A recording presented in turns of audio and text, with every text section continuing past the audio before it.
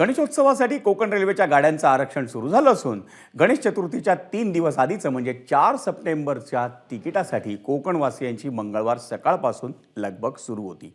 पण मंडळी, केवळ 63 सेकंदात शेकडो कोकणवासियांच्या नशिबी प्रतीक्षा यादीच आली. भारतीय रेल्वेच्या नियमित गाड्यांचं आरक्षण 120 दिवस म्हणजे 4 महिने आधीपासून सुरू होतं. यंदा शनिवार 7 सप्टेंबरपासून गणेशोत्सवाला सुरुवात होणार आहे. त्याच्या 3 दिवस आधी म्हणजे 4 सप्टेंबरला कोकणात निघण्याचा नोकरदारांचा प्रयत्न आहे. पण मंगळवारी सकाळी 8 वाजता 4 सप्टेंबरच्या गाड्यांचं आरक्षण सुरू होताच अवघ्या 63 सेकंदात कोकण कन्या एक्सप्रेससाठीची प्रतीक्षा यादी ही 580वर पोहोचली.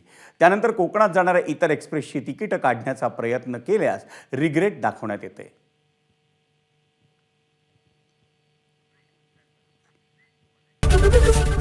एबीपी माझा, उघडा डोळे बघा नीट.